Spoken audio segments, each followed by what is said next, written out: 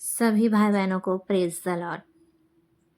प्रिय भाई और बहनों, आज हम यह जानने की कोशिश करेंगे कि वह घर जहाँ कभी हंसी थी, वह परिवार जहाँ कभी एकता थी, आज क्यों टूट जाता है।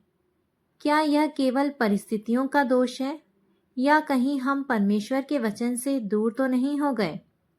तो आज हम वचनों के द्वारा जानेंगे कि आजकल इतने घर क्यों टूट रहे हैं, कारण क्या है।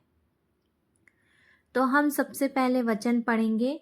यहोशू अध्याय 24 का 15 वचन में लिखा है, और यदि यहोवा की सेवा करनी तुम्हें बुरी लगे तो आज चुन लो कि तुम किसकी सेवा करोगे, चाहे उन देवताओं की जिनकी सेवा तुम्हारे पुरखा महानद के उस पार करते थे, और चाहे एमोरियों के देवताओं की सेवा करो जिनके देश में तुम रहते हो, परंतु मैं तो अपने घराने समेत यहोवा ही की सेवा नित्य करूंगा।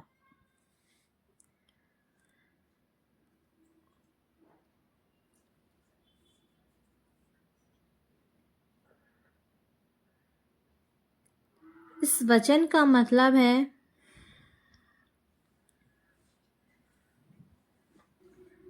घर तब मजबूत होता है जब उसका केंद्र परमेश्वर होता है, लेकिन जब प्रार्थना रुक जाती है, वचन पढ़ना बंद हो जाता है और परमेश्वर को समय नहीं दिया जाता, तब घर केवल ईंट पत्थर का रह जाता है, आशीष का घर नहीं रहता।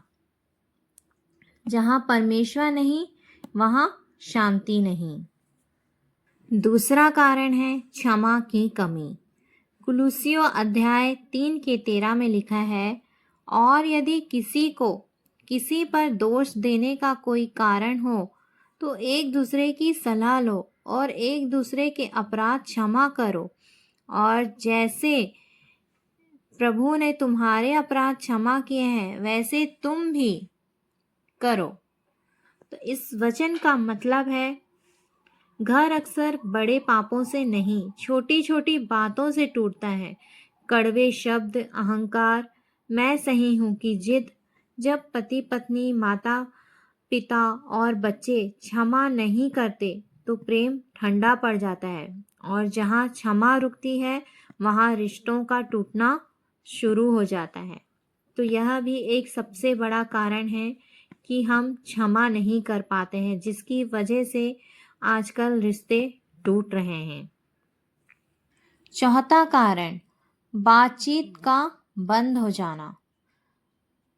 नीति वचन अध्याय 15 के पहला वचन में लिखा है, कोमल उत्तर सुनने से गुस्सा ठंडा हो जाता है, परंतु कटु वचन से क्रोध भड़क उठता है। इस वचन का मतलब है घर तब नहीं टूटता जब समस्या आती है, घर तब टूटता है जब बात करना बंद हो जाता है। चुप्पी, ताना और कठोर शब्द, ये सब दीवारों में दरार डालती है, मतलब रिश्तों में दरार। बातचीत बंद हुई मतलब रिश्ता कमजोर हो गया है। पांचवा कारण, परमेश्वर के सिद्धांतों से समझौता। मत्ती अध्याय 7 के 24 से 27 तक पढ़ेंगे। इसलिए जो कोई मेरी ये बातें सुनकर उन्हें मानता है वह उस बुद्धिमान मनुष्य के समान ठहरेगा जिसने अपना घर चट्टान पर बनाया, और मेघ बरसा और बाढ़ें आई और आंधियां चली और उस घर से टकराई, फिर भी वह नहीं गिरा, क्योंकि उसकी नींव चट्टान पर डाली गई थी।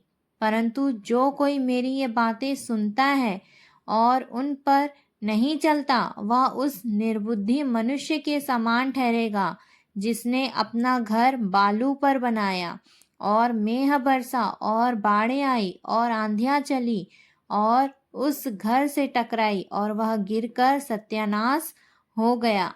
इस वचन में साफ साफ लिखा है, जब घर सच्चाई, विश्वास, पवित्रता और वचन पर नहीं बना तो आंधी आते ही गिर जाता है, पर जो घर वचन पर बना है वह आंधी में भी खड़ा रहता है। वचन पर बना घर कभी नहीं टूटता। तो भाइयों और बहनों, घर टूटने से पहले दिल टूटता है, और दिल तब टूटता है जब परमेश्वर की आवाज़ सुनाई देना बंद हो जाती है। परमेश्वर आज भी टूटे घरों को जोड़ सकता है, अगर हम अहंकार को छोड़कर उसके वचनों पर चले। तो भाइयों और बहनों, मेरे साथ ये प्रार्थना कीजिए। हे स्वर्गीय पिता, हम तेरे सामने अपने घरों को लेकर आते हैं। जहाँ प्रेम कम हो गया है वहाँ तू प्रेम भर। जहाँ क्षमा रुक गई है वहाँ तू हमें क्षमा करना सिखा। जहाँ बातें बंद हो गई हैं वहाँ तू कोमल शब्द दे। हमारे घरों को फिर से अपने वचन की नींव पर बना। हमारे परिवार में शांति, एकता और आशीष बहा दे। यीशु मसीह के नाम में हम ये प्रार्थना करते हैं, आमीन।